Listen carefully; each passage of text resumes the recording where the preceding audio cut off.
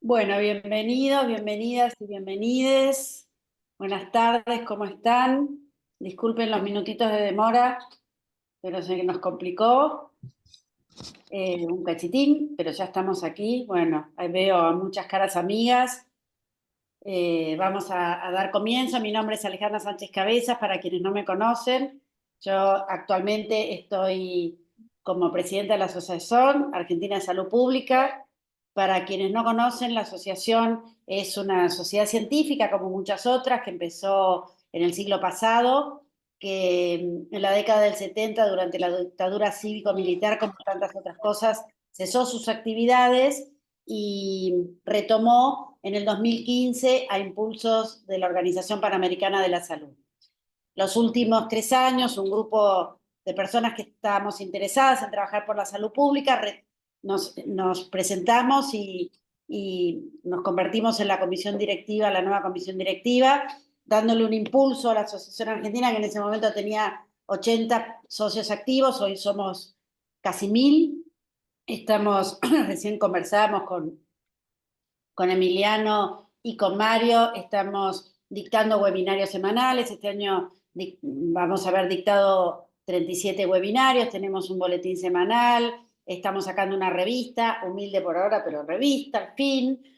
Hay 20 consejos muy activos, desde enfermería, salud perinatal, diversidad, salud sexual y reproductiva, y con, bueno, muchos otros. Ya estamos también conformando nodos. Ya inauguramos el primer nodo, que fue en la provincia de Tucumán, en Catamarca, y está pronto a inaugurarse el nodo de Santiago del Estero. Con lo cual, nos hemos propuesto recuperar lo que durante mucho tiempo y muchas personas llevaron la mecha de la salud pública en Argentina y el faro de la salud pública. Hace muy poquito nos dejaron dos que hicieron escuela y que marcaron, Ginés González García y Mario Testa, desde lugares distintos, con trayectorias distintas, pero que sin ninguna duda la salud pública tiene una deuda enorme con estas dos personas, y por eso queremos honrarlas en cuanto espacio tenemos. Y ya estamos organizando para el año que viene nuestro segundo Congreso Internacional, los días 14, 15 y 16 de agosto del próximo año. Y es un momento particular, es un momento difícil, son momentos en los cuales a veces pareciera que estamos retrocediendo, y en algunos sentidos puede ser que se retroceda, pero la experiencia internacional nos muestra que estos momentos que parecen que van a durar para siempre tienen un final, y ese final nos tiene que encontrar preparadas y preparados con propuestas, y no solamente con denuncias y con resistencias, sino con propuestas nuevas, usando las nuevas tecnologías, usando las nuevas herramientas gerenciales, y renovando y retomando las lecciones de nuestros maestros y maestras de la salud pública. Así que invitamos a todas las personas que están aquí presentes para que se sumen, para que empiecen a acompañarnos también en este camino, y para que nos ayuden a seguir creciendo y a seguir sosteniendo este espacio, que además es un espacio de encuentro, es un espacio, una fogata que nos mantiene unidos y unidas, y nos permite pensar y no reaccionar constantemente a las agresiones, sino que podamos pensar. En esta línea, uno de los temas tan trascendentales para los desafíos que hay en la Argentina es, bueno, cómo es la formación sobre todo en este caso, de médicos y médicas. ¿Qué pasa con las residencias médicas? ¿Cómo deben transformarse? ¿Cuáles son los desafíos que se presentan? ¿Cómo podemos empezar a pensar nuevas formas y nuevas soluciones frente a los enormes desafíos que hay, no solamente en la Argentina, sino en el resto del mundo? Y para eso nos acompañan Mario Rovere, conocido por todas y todos. Igual lo voy a presentar: es médico sanitarista con formación de pediatra y residencia en salud internacional. Es director de la Escuela de Gobierno Floral Ferrara del Ministerio de Salud de la provincia de Buenos Aires, director de la maestría en Salud Pública en la Universidad Nacional de Rosario, y con una trayectoria enorme. Ha tenido mucha experiencia en gestión, en investigación, como docente. Ha sido también decano organizador del Departamento de Ciencias de la Salud y Carreras de Medicina en La Matanza, viceministro de Salud de Nación. Bueno, sabemos que tiene una trayectoria enorme, y nos acompaña también Emiliano López, médico clínico especializado en gestión pública, con un posgrado en educación médica. Es actualmente docente adscripto en la UBA y se incorporó en el Ministerio de Salud de la Nación en 2015 con el programa Cibersalud, y en el 2020 fue convocado por la gestión anterior como director de Talento Humano y Conocimiento, que en ese momento dependía de la Secretaría de Calidad. La idea es conversar, escucharlos un rato a ellos para que nos cuenten qué están pensando, por dónde están pensando y qué cosas están mirando, y después abrir a la conversación. Muchísimas gracias, Mario y Emiliano, es un placer para nosotros tenerlos aquí. Adelante, Mario, todo tuyo el espacio. Bueno, muy buenas tardes a todos, a todas, a todos. Primero un agradecimiento a Alejandra por la invitación, por la posibilidad de formar parte de esta serie de webinarios, digamos, y también, bueno, la alegría de estar compartiendo con Emiliano, con quien compartimos también momentos, momentos difíciles también, porque nos tocó, entre otras cosas, la gestión de las residencias en plena pandemia, digamos, con un resultado muy alentador, considerando las condiciones bajo las cuales se trabajó.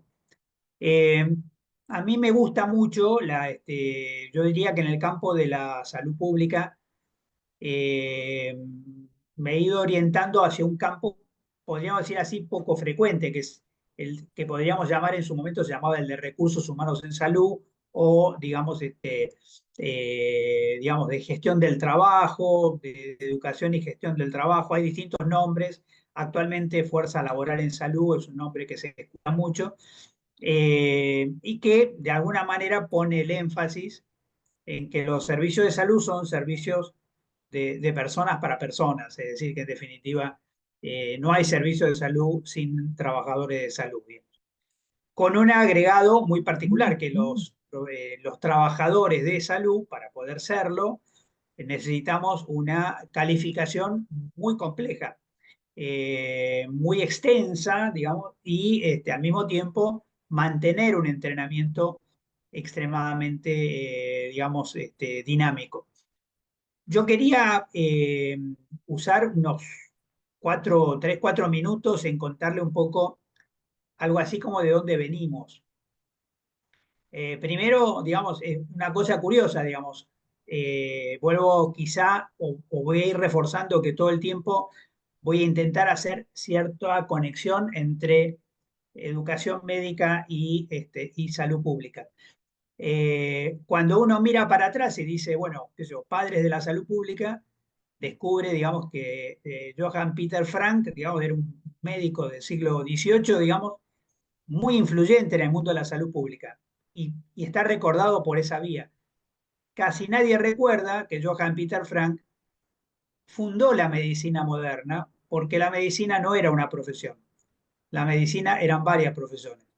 Y sobre todo porque para entrar al mundo de la universidad había un gran problema, que la universidad enciclopédica tenía cierta resistencia al conocimiento manual, digamos, que rápidamente lo colocaba como una especie de conocimiento tecnológico, lo cual para la universidad academicista pasaba a ser como un saber menor. Johann Peter Frank se encuentra con 4 profesiones, digamos, con lo que podríamos llamar la clínica, la cirugía, algo así como el farmacólogo, el apotecario, digamos, pero también las matronas. Y es muy llamativo el tema de que Johann Peter Frank reúne las carreras masculinas para formar la medicina, es decir, no incorpora a las matronas en el juego, digamos, y entonces todos quienes trabajan la idea de la medicina como una profesión patriarcal recuerdan esta génesis de un sanitarista connotado como Johann Peter Frank. Eh, Hay una serie de encuentros que vuelven a ocurrir, y vuelven a ocurrir fundamentalmente en la ciudad de Baltimore a principios del siglo XX, donde ahí nuevamente tenemos una especie de convergencia, digamos. En el mismo laboratorio de Baltimore, digamos, básicamente apoyado por la Fundación Rockefeller, vamos a tener el nacimiento de la educación médica científica, muy inspirado en el modelo alemán, el nacimiento de la salud pública, digamos, con los rasgos que tiene, eh, digamos, la salud pública es muy anterior, pero la educación en salud pública nace ahí, digamos, los primeros posgrados de salud pública, y curiosamente en ese mismo laboratorio van a surgir también las residencias médicas. Así que, digamos, podríamos decir que uno podría colocarse en las primeras décadas del siglo XX y encontrar ahí de vuelta una convergencia, salud pública, medicina y residencias. Y algo que quizá me parece que es algo así como el eslabón perdido, digamos, es que tiene que ver la salud pública con las residencias. Tiene que ver porque las residencias no nacieron para formar nuevos profesionales, nuevos especialistas, sino fundamentalmente para mejorar la calidad de los servicios. Es decir, hubo la idea de incorporar un modelo de intensificado de formación profesional, pero que al mismo tiempo tuviera que tener un impacto sobre la calidad de los servicios. Desde entonces, hospital universitario, hospital escuela, digamos, son nombres que indican, de alguna manera, digamos, que estamos frente a un estándar de calidad superior, digamos, ¿no? Por lo menos así está en el sentido común, incluso de la población. Cuando dice, bueno, yo me atiendo en el hospital universitario, algo da a entender, digamos, de que estás en un nivel, digamos, de mayor calidad. Eh, Ahora, el sistema de residencias, con este modelo patriarcal, se va a intensificar. O sea, estas eran experiencias pequeñas, digamos, pero luego de la Segunda Guerra Mundial se produce un enorme eh, regreso de médicos, médicos de guerra, de médicos que sabían hacer de todo, y empieza a organizarse el mundo de las especialidades, sobre todo porque era muy peligroso que muchos médicos volvieran sabiendo hacer de todo, o sea que se organiza, digamos, algo que comienza con algunas especialidades. Y hoy, según los países, podemos estar hablando quizá algunos países de más de 100 especialidades médicas, sin contar, digamos, las otras especialidades. Pero hay otro dato importante que se da en ese momento, que es la incorporación de cierto pensamiento militar a la formación de las residencias.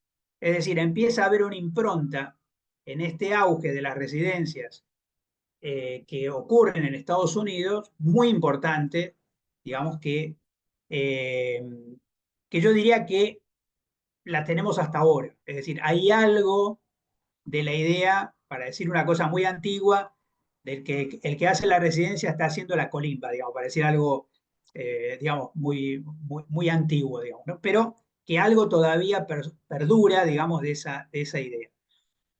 Cuando nosotros vemos el desarrollo en la Argentina, podríamos decir que la Universidad de Buenos Aires, que se veía particularmente un reflejo de la medicina europea y no tenía simpatía por la medicina norteamericana, a excepción de Jusay, digamos que se había formado también con becas de la Fundación Rockefeller, lo real es que cuando desembarcan las residencias en la Argentina, la universidad le da la espalda, digamos, y eso hace que hasta el día de hoy, digamos, la Argentina sea uno de los pocos países en el mundo donde las residencias van por un carril separado de los posgrados universitarios.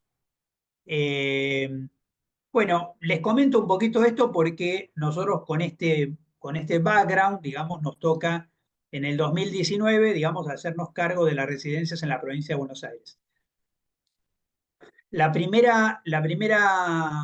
dato que me parece imposible de soslayar es que el sistema de residencias de la provincia de Buenos Aires, que es enorme, digamos, que actualmente está en 5.500 residentes, es verdaderamente gran escala. nosotros le llamamos números brasileros, todo lo que hace la provincia de Buenos Aires,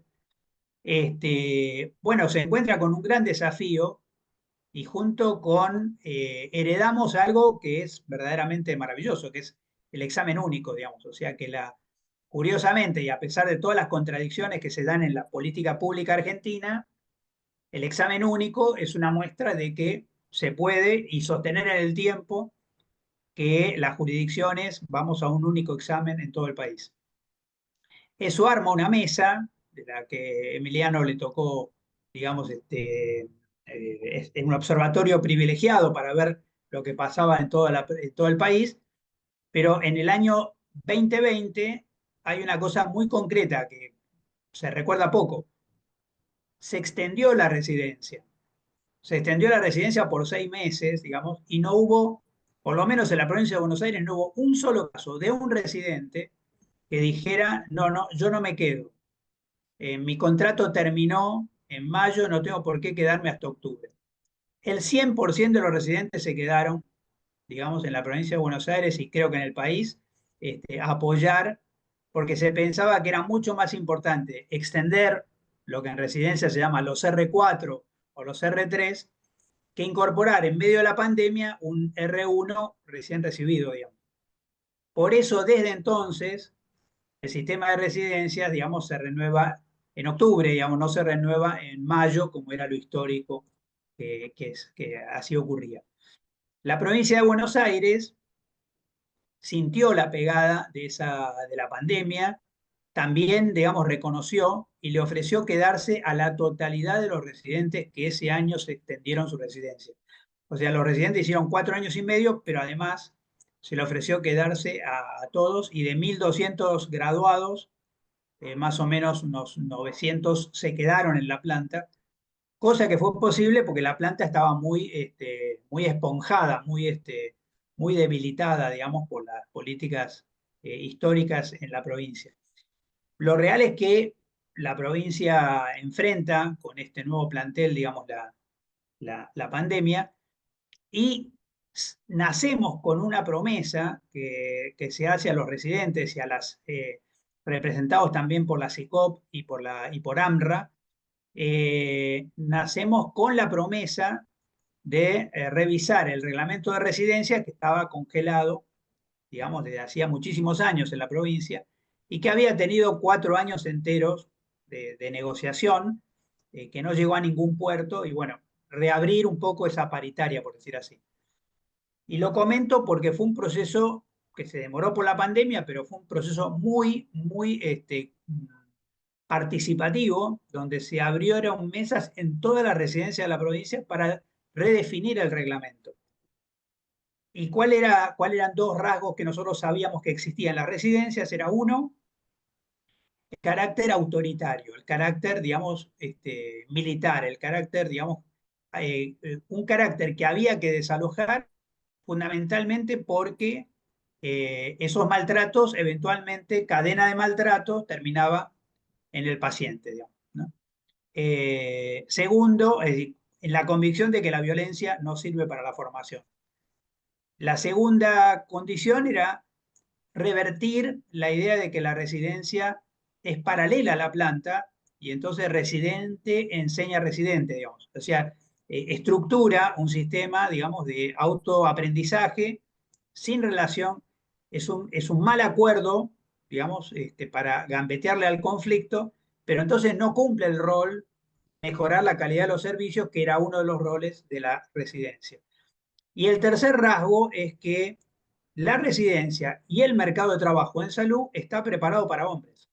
O sea, está diseñado para hombres, pero lo real es que ya estamos en cohortes donde casi todas las profesiones, pero la profesión médica en particular, está superando el 70% del total de los graduados, en consecuencia también del total de los residentes, y sin ninguna consideración, como si el mercado de trabajo fuera impermeable, digamos, a esas modificaciones. Con lo cual, podríamos decir que llegamos con un debate muy importante, bueno, algunas mejoras económicas, digamos, y a un reglamento que incorporó cosas que no teníamos antes, como era guardia de 12 horas, como es la residencia es de lunes a viernes, o sea, no incluye el sábado, el descanso posguardia, por decir, digamos, los componentes más visibles para la residencia. Otros muy fuertes en lo económico fue incorporar el aporte jubilatorio a cargo de la provincia, el aporte del empleador y del empleado, y bueno, algunos otros eh, beneficios adicionales. Eh, Tomando en consideración esta dinámica, diríamos que el tercer punto que quería plantear y ya ir cerrando para compartir con Emiliano sus impresiones bien en este tiempo, es que nos encontramos con algunas crisis de residencias vacías, es decir, cupos que no se llenaban. Esto, por supuesto, históricamente ha venido, la medicina general ha tenido mucha dificultad para cubrir los cupos, pero ahora el golpe era, tampoco cubríamos pediatría, tampoco cubríamos clínica médica, muy difícil en psiquiatría, muy difícil en las terapias, muy difícil en neonatología. Y entonces la provincia, digamos, que venía haciendo una reforma con un modelo que se impuso en la pandemia, que se llama cuidados progresivos del paciente, se planteó cómo hacer para priorizar 7 especialidades médicas. eh, y bueno, lo real es que se puso un sistema de estímulos adicionales, tanto salariales como garantía de absorción en la planta, para estas especialidades, que le llamamos especialidades de cuidado progresivo del paciente. Si lo digo medio futbolístico, puede ser que ayude porque está por jugar la selección argentina, así que me parece estratégico hablarlo así, pero podríamos decir así, las residencias prioritarias tienen al arco, digamos, las terapias intensivas de adultos, en defensa, terapia intensiva de niños y neonatología, en el medio campo, digamos, pediatría, clínica y psiquiatría, y de delantero a los médicos generalistas. Estas especialidades en el año 2024, digamos, con los estímulos y la promoción que se realizó, recuperaron sus niveles históricos. Nosotros tenemos este año 300 residentes más incorporados que en el año 2023 y particularmente en estas especialidades consideradas estratégicas para organizar los cuidados progresivos del paciente. La mesa de monitoreo de la ley es un nuevo decreto que organiza las residencias. Hay una mesa de monitoreo, hay un comité de lucha, de denuncia para las violencias, hay más denuncia de violencia laboral que antes, consideramos que hay más facilidad para hacer las denuncias, no que haya más violencia. En ese contexto estamos más o menos sosteniendo una etapa que consideramos de avance contrario al sentido común. A mí me ha tocado participar en mesas que me invitaban, por ejemplo, digamos, está la pediatría en extinción, digamos, bueno, verdaderamente creo que eh, las vocaciones médicas para la residencia es sensible a los estímulos. Por un lado, es sensible a la mejora de los reglamentos, es sensible a crear condiciones de trabajo afines a la perspectiva de género, es sensible a la erradicación de las violencias y también es un tema, un puntito para discutir si quiere después, también es sensible a las migraciones. Nosotros tenemos 20% de residentes que no son argentinos y la mayor parte de eso no graduaron en la Argentina, sino en otras universidades. Bueno, básicamente me parecía, Alejandra, que era esto lo que quería compartir. No sé si estuve en el tiempo para pasarle ahí el centro a Emiliano. Sí, buenísimo. Buenísimo, gracias, Mario. Les propongo que presenten ustedes y después hay algunos comentarios, pero los leemos después todos juntos, si les parece. Así que si, Emiliano, si querés avanzar, gracias, Mario.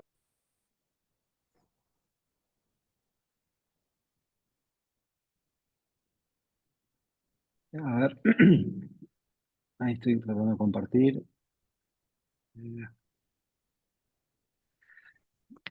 Se está viendo, Todavía no, yo te aviso.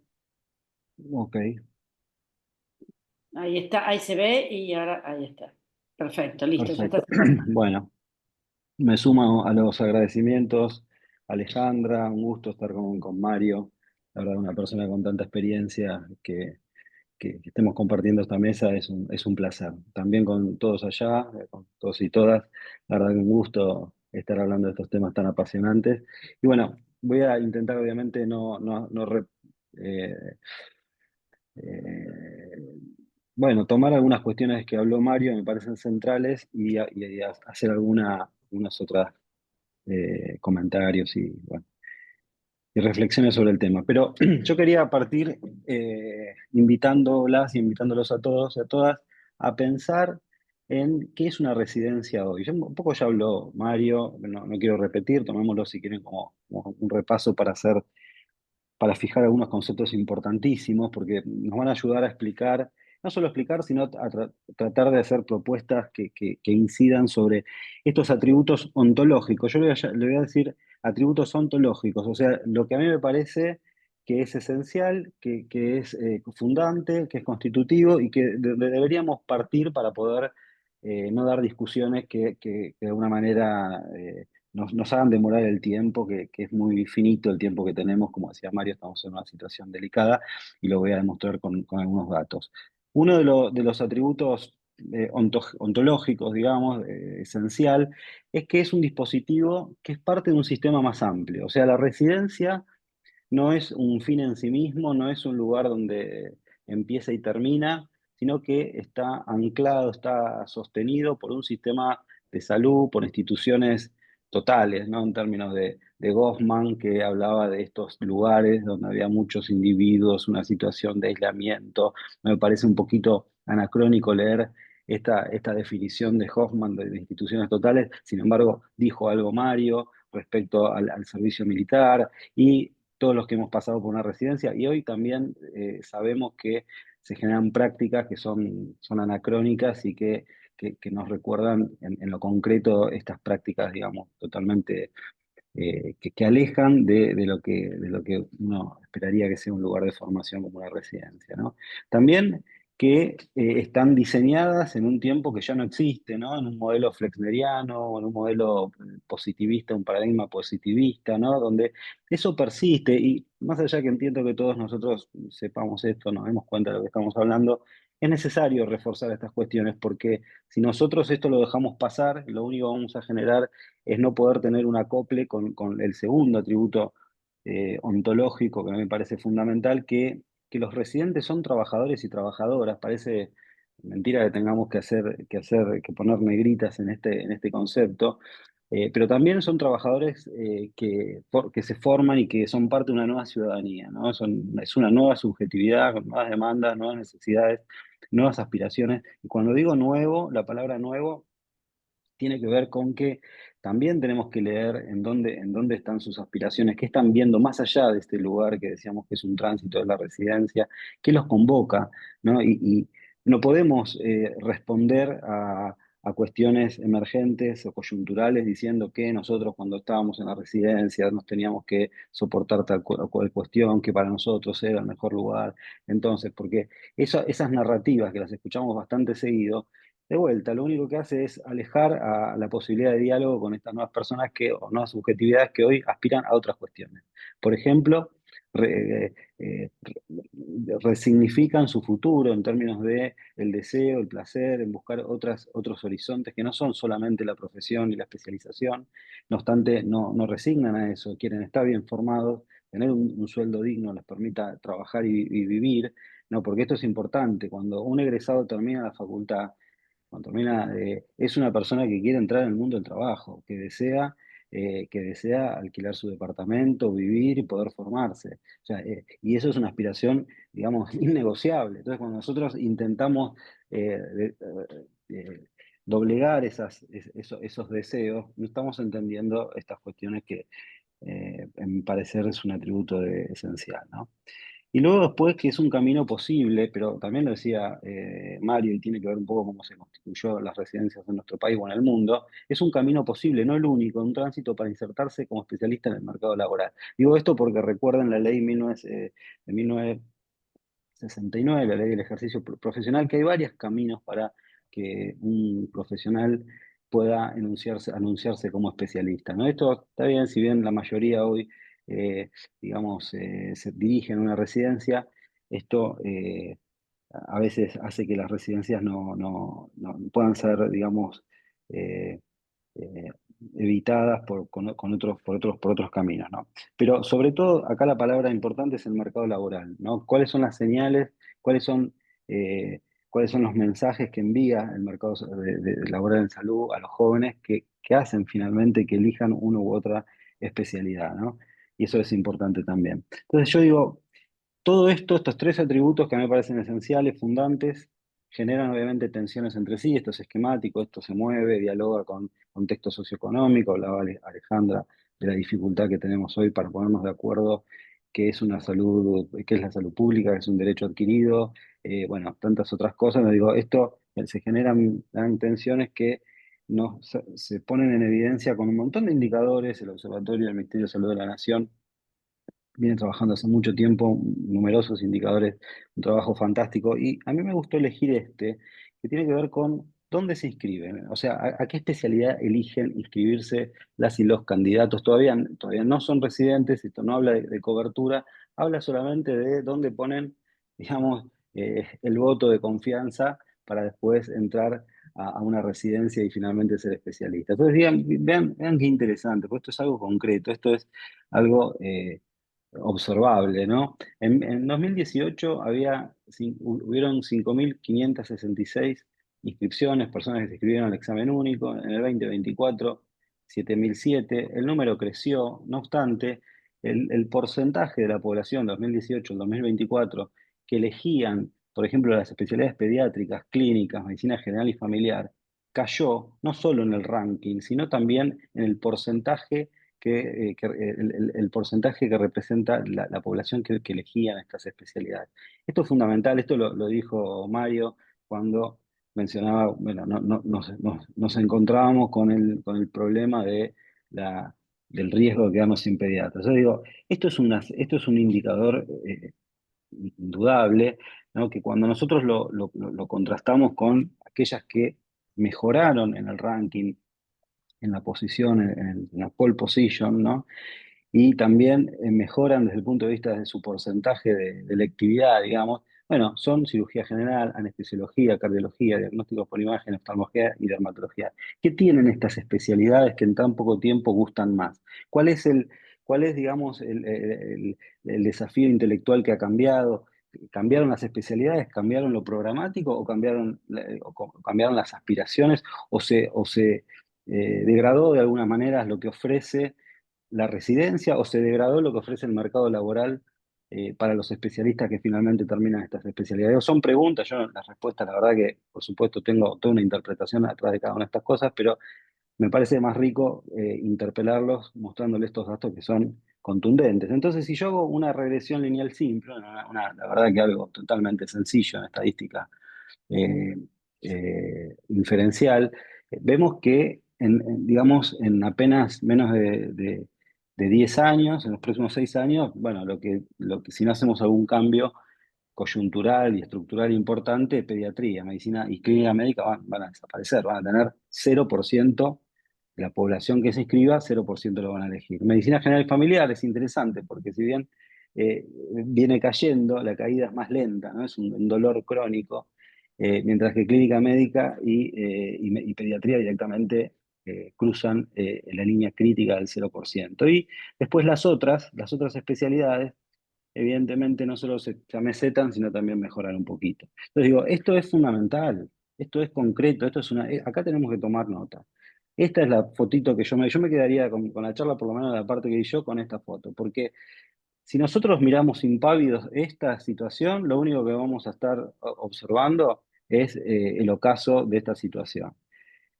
Y acá digo, esto no son nada más números y estadística es estadística, sino que así se manifestaban en en la agenda pública, en el 2023, en los medios de comunicación. Los problemas con las residencias médicas pueden poner en jaque todo el sistema de salud, continúan las demoras de atención en salud por falta de profesionales, fin de los hospitales y escuelas, la falta de interés para cubrir residencias en pediatría genera alerta y preocupación. Digo, esto se traducía a la agenda pública, ¿no?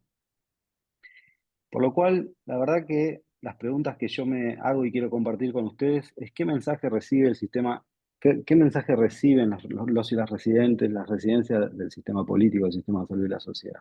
¿Cómo nos interpelan estos mensajes a quienes tomamos decisiones?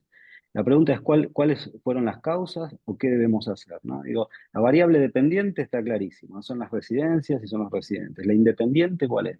Entonces digo, nos quedamos seguimos haciendo diagnósticos, porque esto es así. En un año se va a generar una atracción hacia abajo de estas residencias y nos vamos a perder la oportunidad de cambio. Entonces, para que todo no sea, digamos, y acá sigo con esta cuestión, digo, cuando nos preguntamos qué tenemos que hacer, la verdad que primero tratar de entender y escuchar a quiénes son los protagonistas, porque la verdad que nosotros cuando estábamos allá en el ministerio hicimos una encuesta a 450 residentes, un número importante, a partir de discutir acerca de la ley del Sistema Nacional de Residencia, que todavía está vigente, que se escribió en 1979, que lo firmó Videla, y que ahí se sientan en el artículo 2 las bases para las cuales directamente un residente no es un trabajador, sino es un becario, lo cual, sobre todo en instituciones privadas, sigue siendo así. Y los residentes decían esto: garantizar espacios de trabajo, equipos informáticos adecuados, títulos especialistas, eh, bueno, que haya reconocimiento como trabajador, que no somos estudiantes, que somos la pilar más importante de la salud pública y privada, la carga horaria es insana, más de 24 horas, bueno, también lo que ya refirió Mario, la violencia de género y todo ese destrato que parece ser totalmente, parece más que convocar, alejar a los jóvenes a este dispositivo tan necesario. Entonces, acá tenemos, yo creo, dos caminos sencillos para observar. Uno es transicionar. Yo creo que las residencias están transicionando, esa es mi tesis, digamos. Hay una transición de la residencia a otra cosa. Todavía no sabemos bien a qué, pero bueno, mi tesis es esa, estamos transicionando. El tema es si lo hacemos de manera programada y con menor daño posible, al estilo apoptosis, o lo hacemos siendo espectadores de un cambio del ocaso de las residencias y con efecto necrosis, con daño hacia la periferia, que sería el sistema de salud de los pacientes. Pero esto es real y es concreto. Digo, yo les mostré esa placa, pueden hacer las fórmulas ustedes, no hay ningún secreto. Y obviamente cuando uno hace este tipo de regresiones o bueno, lo que te dicen los cálculos es que eso va a pasar si no cambias ninguna condición externa, ¿no? O sea que por suerte todavía podemos hacer cosas. Entonces digo, yo acá vengo a proponer también algunas cuestiones que están, digamos, están sustentadas también en discusiones entre diferentes actores, sobre todo los residentes, pero también lectura de lo que están haciendo en otros lugares, ¿no? Entonces digo, todos nosotros, digo, que los que estamos en el mundo de la residencia, alguna vez soñamos o discutimos si habría que cambiarle el nombre. Yo creo que no me cabe duda que todos hemos pensado alguna vez si se debería llamar distinto, ¿no? Porque el nombre es algo que, bueno, de alguna manera define y es sustantivo en lo que tiene que ver con lo que nombra, ¿no? Y bueno, yo pienso en la itinerancia, ¿no? Como en un lugar que es un lugar inversivo y que debería tener otros atributos ontológicos, ¿no? La itinerancia debería ser como un hub, ¿no? Como hablan la gente que genera entornos colaborativos, entornos, digamos, núcleos de intercambio, ¿no? Los informáticos hablan mucho del hub, ¿no? Que son lugares donde son inversivos, donde se pasa y se sale, se pasa y se sale, es dinámico y rápido. Pero hay que tener muy claro, para eso hay que cambiar los programas de formación, hay que dotar de una serie de competencias concretas, entender qué es lo que estamos ofreciendo a los jóvenes que van a pasar por ahí. Esto es educación basada en competencias, las famosas EPA o microcredenciales, y la cooperación grado-posgrado. O sea, acá yo creo que todavía hay una decisión muy grande entre el grado y posgrado, donde muchas veces se disputa, ¿no? Responsabilidades. Hay cosas muy interesantes y muy lindas también, todos entendemos y sabemos, y sobre todo los que estuvieron gestionando en universidades con currículos innovadas, que eso mejora las perspectivas de los jóvenes. Ya está demostrado, hay números, tengo números que dicen que las universidades como La Matanza, como, bueno, un montón de universidades perforan el 5% de medicina general y familiar, pero no llegan, pero tiene un techo esa perforación porque hay otras cuestiones que están influenciando a los jóvenes a elegir una u otra especialidad, y obviamente es el mercado de trabajo. Entonces, la segunda nueva, digamos, atributo ontológico es la política, ¿no? Y el mercado laboral, que debe enviar un reconocimiento que opere como un proxy para las especialidades que el país necesita, saldar la demanda laboral y un cambio de clima. O sea, el único cambio climático que sí tiene que ocurrir es el cambio de clima de las instituciones. Digo, ese cambio climático tiene que ocurrir, pero esto tiene que ser rápido, tiene que ser brusco. ¿Sí? Cuando digo un proxy, lo que hago referencia es que tiene que haber señales concretas para que los jóvenes digan, bueno, ahora voy por acá. ¿Sí? Y no estoy hablando de salarios multimillonarios, estoy hablando por ejemplo, salarios y condiciones de trabajo que no tengan que generar estas nuevas organizaciones tan valiosas que operan en la calle porque es la manera que tienen de manifestarse. Entonces, a eso hablo del proxy, donde me dice que también habló Mario, hay muchos, la provincia de Buenos Aires en este sentido, digamos, para mí operó en ese sentido, donde, bueno, hay un montón de dificultades y lo sabemos, no es sencillo, pero hay que tomar estas decisiones también. Y por último, pensar en la organización de la fuerza de trabajo de salud como el elemento integral del sistema de salud. Los que estudiamos, yo estoy estudiando bastante cómo se puede lograr digamos, que la organización de la fuerza de trabajo en salud opere como elemento integrador del sistema. Y tampoco no es nada, no son ideas digamos, para un hallazgo original, pero bueno, hay que ver cómo pensamos el trabajo dual, cómo pensamos el empleo en estudios públicos privados, escuchar a los jóvenes, pero también ir a hablar con las instituciones para que adecúen lo mejor de los dos mundos, como digo yo, ¿no? Lo mejor del mundo público, lo mejor del privado, y que haya algo indistinto para el paciente y para el trabajador si está en en otro lugar, y que no sea leído como termino, corto el reloj del ajedrez, lo vuelvo a poner en la nueva jugada, que lo que me genera a mí es más trabajo, estrés, etc. Bueno, eso es todo un modelo que es un tema aparte. Finalmente, esta es la última. La verdad que yo creo que mañana cuando nos levantemos tenemos una tarea concreta. Digamos, pensar en el recurso humano de salud, en la gestión del recurso, parece un poco atractivo muchas veces porque parecerían que los logros son de mediano o largo aspiración o alcance, y eso no es así.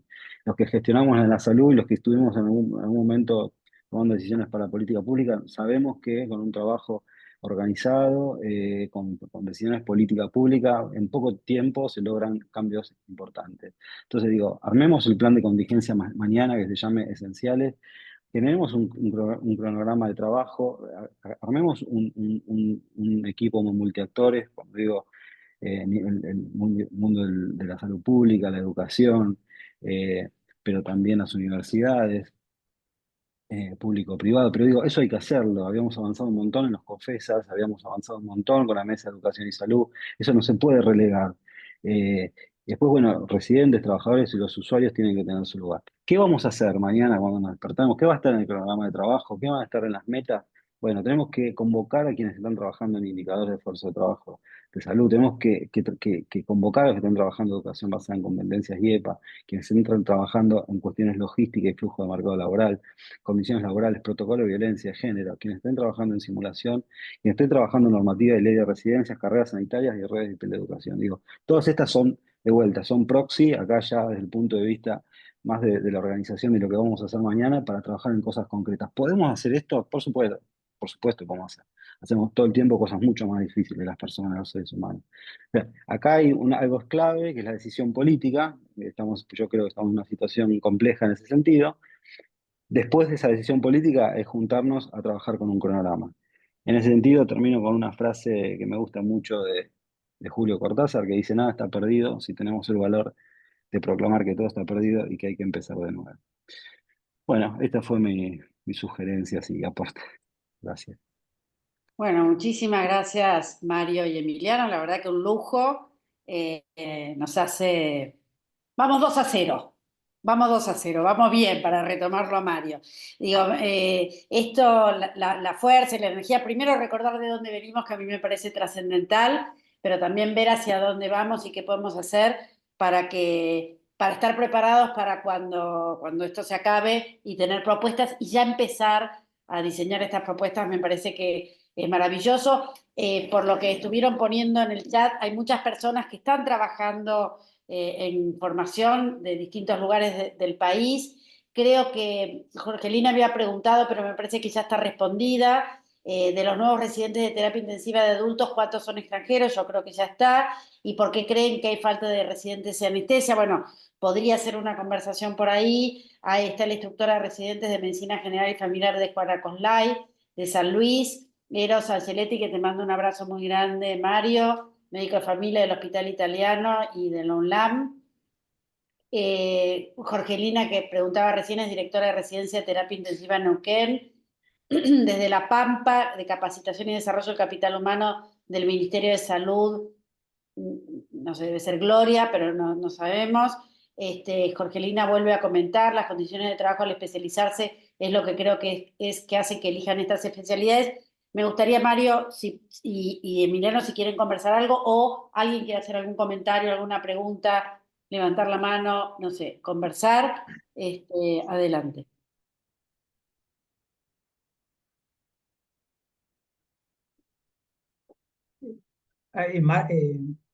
Marcos levantó la mano. Me parece. Hola, buenas noches, ¿cómo les va? Un honor. Me parece que tendrías que apagar la cámara para que se Doctor escuche Robert, mejor, porque está muy también en La cortado. Pampa, en residencias de hace 2 años. A ver, ahí se escucha mejor. Sí, Ahí se escucha mejor. sí, sí. Sí, Bueno, nada, le decía que un honor, la verdad, poder sí, adelante. un honor poder compartir con ustedes este webinar. Y me llama un poco la atención, y me sigue llamando la atención. Yo tuve la suerte de participar con una de las compañeras que está ahí, Elvira Sanín, de todo el proceso de examen único, que no solamente trajo examen único, sino que trajo la modificación a través de la resolución 1993 del 2015, el reglamento de residencias, la licencia, luego de maternidad de 6 meses más, que le extendía 6 meses más la residencia, la bajada de las guardias de 12 horas, que generó un gran lío, recuerdo, por ejemplo, con el Garrahan. O sea, este cambio cultural, esta desmilitarización de las residencias, pero también mencionaste por ahí, Emiliano, en algún momento el Observatorio de Recursos Humanos. Y vos sabés que tengo en vista, por ejemplo, lo que ocurrió en una corte 2003-2015, de 2.888 cargos de residentes se cubrieron la mitad. O sea, ya en 2015 se había visto una serie de 12 años para atrás y ya estábamos hablando de este fenómeno y estaba ocurriendo.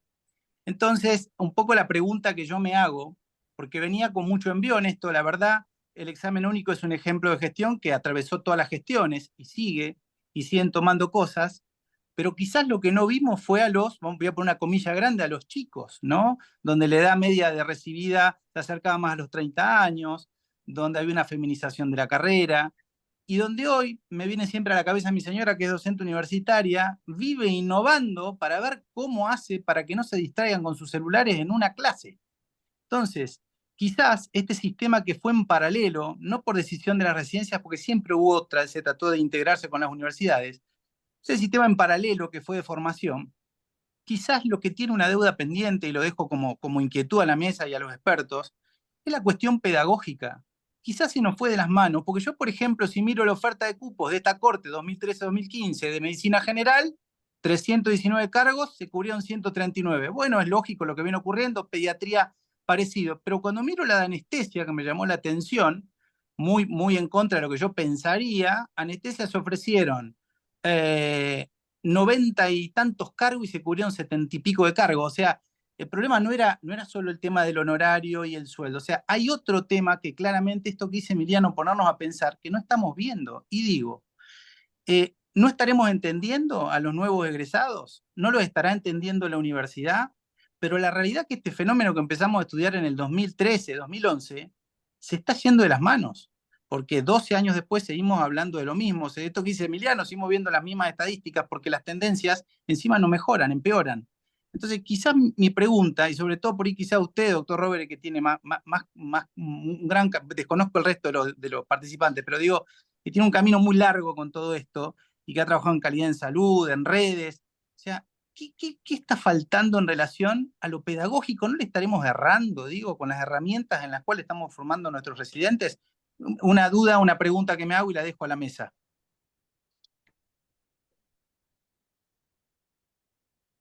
Ahí también Claudia Lázaro sí levantó la mano para preguntar. La escuchamos a Claudia y después por ahí pueden responder estas dos preguntas.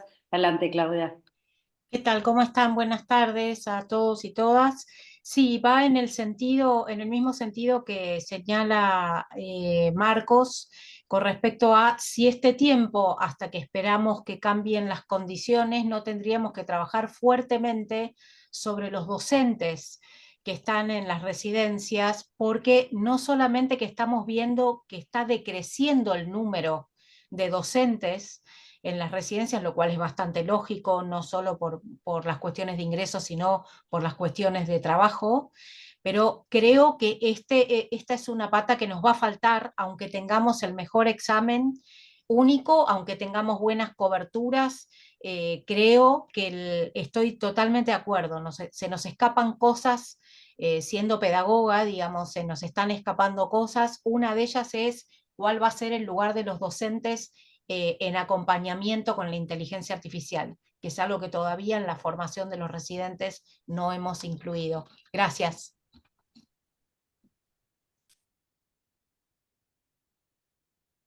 Mario Emiliano, Bueno, no sé. adelante.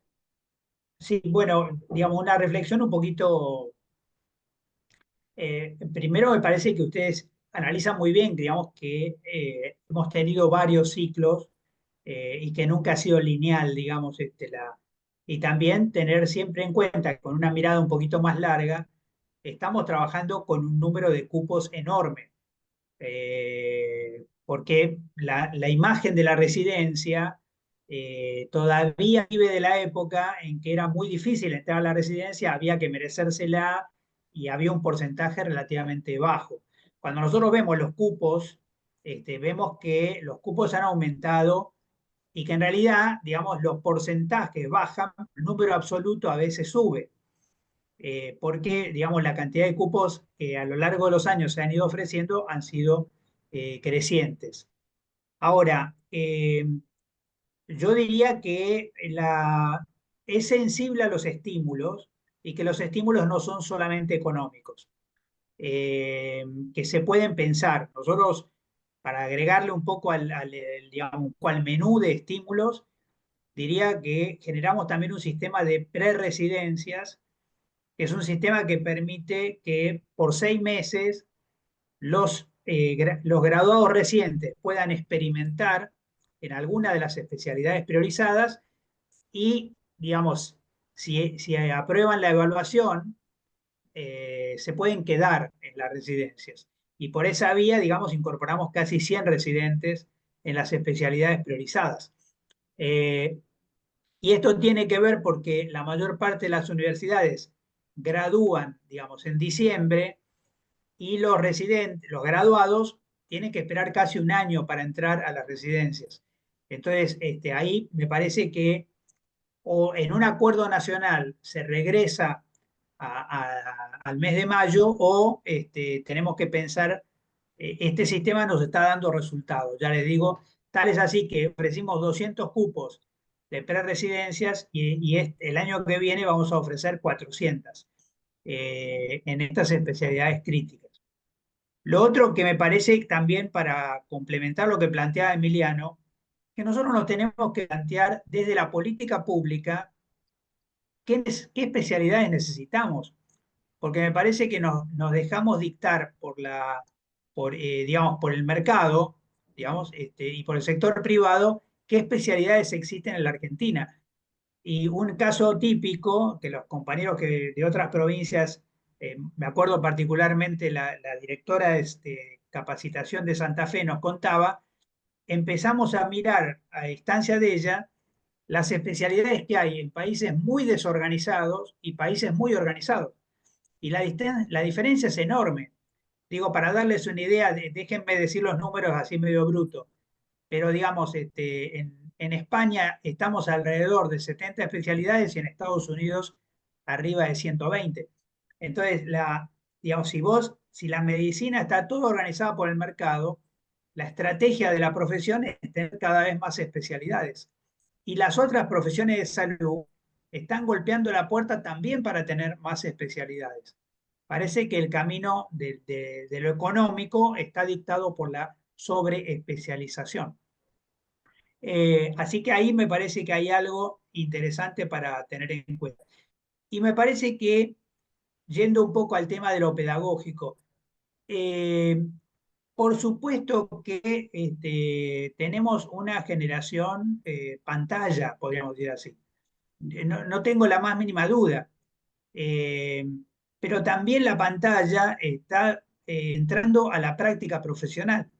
Es decir, que nosotros concretamente tenemos, digamos, impulsamos incluso desde el Ministerio de Salud de la Nación y de la provincia la telemedicina, digamos, la telesalud, la teleeducación que planteaba Emiliano, que me parece a mí que está interrelacionado, porque, digamos, por ejemplo, yo creo que la telemedicina es también un dispositivo de teleeducación. En tanto y en cuanto, cuando las personas, por ejemplo, cuando vos haces interconsulta, es decir, lo que se llama habitualmente segunda consulta, bueno, aprendés también, ¿no? O sea, es casi como si viajaras con el paciente y la próxima vez no vas a consultar por lo mismo. Entonces hay un proceso de aprendizaje muy, muy interesante que se puede dar ahí. La provincia está intentando algo que es linkear mejor y tratar de involucrar a las universidades con las residencias. Es decir, hacernos las mismas preguntas que ustedes están haciendo, pero juntos. Porque también, como decía Emiliano, hay varios caminos, pero, digamos, en algún momento dado tenemos que unificar los caminos, porque si no, el esfuerzo para llegar a ser especialista no es el mismo en los distintos caminos. Y yo personalmente creo que la única forma de las 6 formas distintas para llegar a ser especialista que tiene la Argentina, en la que una puede prevalecer sobre las otras, es a través del posgrado universitario, por el monopolio que tiene la universidad para emitir títulos. Y hoy el especialista no es alguien que tenga un título, es alguien que tiene un certificado. Entonces, digamos, hay todo un camino ahí de organización. Tenemos diálogos con la Universidad de Mar del Plata, con la Universidad Nacional del Sur, con La Matanza, con la UBA, con la Universidad de Rosario, para tratar de ver si llegamos a una especie de mix residencia-posgrado, digamos, que permita que todos nuestros residentes gradúen con un título universitario de especialista, con todos los requisitos que plantea la CONEAU, con todos los elementos que acreditan qué cosa es una especialidad en la República Argentina. También estamos hablando de eso con los colegios, que es un poquito más difícil porque son los que administran estas colectoras, digamos así. Nada, me parece que esto básicamente es lo que decía Claudia. Yo quiero decir, hay que tener en recursos humanos un poco de paciencia milenaria, porque los cambios no se miden en semanas, digamos, se miden en... yo todavía recuerdo la época en que las residencias no tenían programa. No sé si hay alguien suficientemente con juventud acumulada como la mía, como para acordarse de eso, pero quiero decir, fue un gran aporte tener hoy educadores en todas las direcciones de capacitación de las provincias, pero fue un aporte posterior, o sea que, y realmente nosotros somos un gran empleador de educadores, en parte gracias a las residencias y al el examen anual. Hay muchos dispositivos que se han ido desarrollando, incluso la formación de formadores, que me parece que está un poco atrás de la pregunta de Claudia, que es eh, tratar de profesionalizar el rol de lo que antes llamábamos instructores y ahora le llamamos coordinadores de residencia.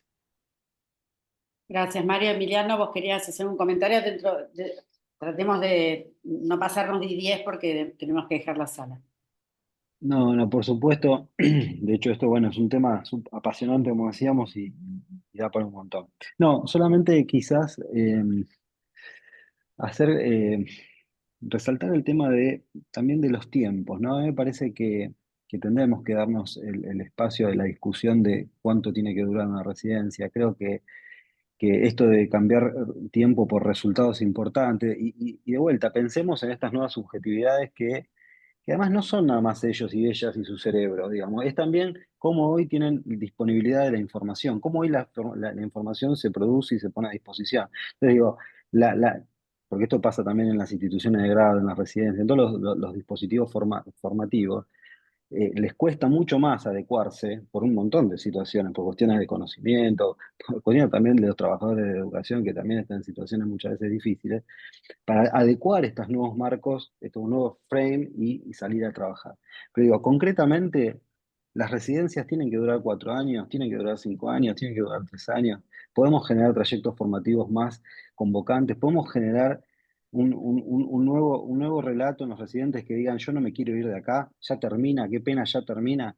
Digo, entonces, pero tenemos ahí pistas pedagógicas, tenemos estos microcredenciales, los licenciamientos, digo, tenemos que animarnos, ¿no? Quizás hacerlo en algún modelo piloto. Eso por un lado. El otro que rápidamente menciono tiene que ver con, y bueno, a mí me parece que una percepción también, el mayor éxito del examen único es el consenso que se logró, es de haber logrado un proyecto en común, por sobre incluso si quieren, de las bondades de logística, ¿no? Porque ojo con un tema, en el 2018 se anotaban a rendir el 64% de los que se anotaban en el examen único, iban 64% a, al concurso unificado. En el 2024 el 75%, casi más del 15% en realidad, 60 y 74%. O sea, también esta autopista fantástica, que es el examen único, cuando las condiciones son muy poco competitivas, digamos, bueno, descuartizan el sistema y descuartizan las provincias y eso lo estamos viendo. Entonces digo, fantástico el examen único, hay que repensar algún tipo de postas donde haya una evolución en los lugares donde ellos se formaron, porque si no lo que vamos a hacer, ¿saben cuánta es la cantidad de tasa de médicos en Buenos Aires? 17. No, si hacemos lo trasladamos a médicos por cada kilómetro cuadrado, no entrarían arriba de nuestras cabezas. Entonces digo, 17 cada 1000 habitantes, ¿eso mejora la salud de nuestra población, digo, de la población de Cabo de Gamba? Digo, la respuesta es lineal, es no. Digamos, mejora la accesibilidad, digamos, o sea, todos los que se quieren sacar un turno lo tienen, etcétera, etcétera. Digo, y después, por último, yo creo que hay una clave en la integración del sistema. Digo, la pregunta, ¿falta? Pero integración del sistema como algo concreto, ¿eh? No lo estoy diciendo en términos de gran paradigma. O sea, ¿faltan médicos en Argentina? Tenemos 40 médicos cada 1000 habitantes. O faltan que esos médicos se distribuyan de manera eficiente. Digo, lo pongo también a jugar. Bueno, la Dos verdad es cosas que pequeñitas, Ale, que no me quería olvidar porque hay una pregunta también vinculada a eso. El tema este de sobran o faltan, que plantea Emiliano, me parece que tiene que ver también con el tema de la ramificación. Pero el grado tiene algo que ver con esto. Le pongo una anécdota muy chiquitita, pero a lo mejor sirve para, por ejemplo, nosotros tenemos una caída, como planteaba Emiliano, también en provincia de vocaciones de clínica médica, ¿no? Pero tenemos varias residencias que tienen un año de clínica médica dentro de la residencia de la especialidad. Y tenemos muchos residentes que entraron para otra especialidad que después del primer año de clínica se quieren quedar en clínica. Entonces, hay algo en la educación de grado, digamos, que ha hecho perder atractivo la clínica y resulta que cuando la experimentás, digamos, la recuperás como oportunidad de formación. Lo mismo con el tema de la cirugía. Hemos tenido problemas serios con los instructores, digo el nombre viejo, de cirugía general, que le dicen a los cirujanos, anda pensando en una especialidad, digamos, porque la cirugía general no va más, digamos. Entonces, si vos ya tenés digamos, la transversalidad parece una mala palabra en la medicina, digamos, pero después cuando tenés un paciente complejo, querés un médico transversal, digamos, ¿no? Clínico, generalista, alguien que vea la película entera, porque se pueden cometer también mucha iatrogenia si los especialistas y subespecialistas son la puerta de acceso al sistema. Lo que dice Emiliano, digamos, claro, se compensa porque la Cava es la ciudad sanatorio de la Argentina, digamos. Entonces, podemos traer los 47 millones a atenderse acá o estimular que haya médicos en todo el país. creo que la creación de nuevas universidades estimula eso porque en la Argentina los médicos migran poco. No somos Norteamérica, digamos. Aquí la gente trabaja donde estudió, digamos. Ni siquiera donde nació, sino donde estudió. Yo voy a leer los dos comentarios porque no lo vamos a responder, pero sí los quiero leer. Jorgelina dice, desde 2008 se sabe que especialidades son críticas, desde ese año siguen siendo las mismas excepto anestesia, por lo que creo que es la condición laboral del alta la que direcciona la elección. El residente tolera esto porque tiene un futuro y otros no se dan cuenta hasta que son especialistas y salen al mercado laboral. Desde mi opinión, esta discusión es la forma en la que se aprende, cómo se enseña, y la capacitación de los médicos en su rol docente no es pago. María dice, soy María Majut, trabajo en un hospital de la provincia de Buenos Aires, del servicio de neonatología desde hace 30 años, actualmente inclusive se cubren mínimamente la especialidad en hospitales pediátricos. Lamentablemente, tanto pediatría como neonatología no son especialidades elegidas por médicos jóvenes y muchos de los que se forman se refugian en servicios de pediatría donde tienen menor demanda de trabajo y están más organizados. Bueno, este es el enorme debate que merece mucha más conversación. Yo la verdad que ha sido un lujo, Mario y Emiliano, ha sido sumamente estimulante escucharlos y les propongo que vamos a tomarnos un descanso, pero en marzo podemos hacer mesas redondas, mesas de conversación, porque creo que tenemos que pensar fuera de la caja, tenemos que usar metodologías ágiles, nuevas cuestiones, estimular y volver a enamorar. Y me parece que para volver a enamorar tenemos que saber qué cosas enamoran. Y te redoblo la apuesta, Emiliano, con esta frase de Cortázar que me parece que es hermosa, que dice, probablemente de todos nuestros sentimientos, el único que no es verdaderamente nuevo, nuestro, es la esperanza. La esperanza le pertenece a la vida, es la vida misma defendiéndose. Así que bueno, y Mario y Emiliano nos han dado esperanza. Vamos a hacer estas mesas redondas, vamos a seguir pensando y tenemos que pensar por fuera de la caja porque esta crisis es fruto de que intentamos con lo mismo resolver los mismos problemas que no estábamos resolviendo. Así que muchísimas gracias, nos vemos pronto, ha sido un lujo este espacio, un placer. Gracias. Chao, buenas tardes a todos y a todas. Chao, chao. Gracias.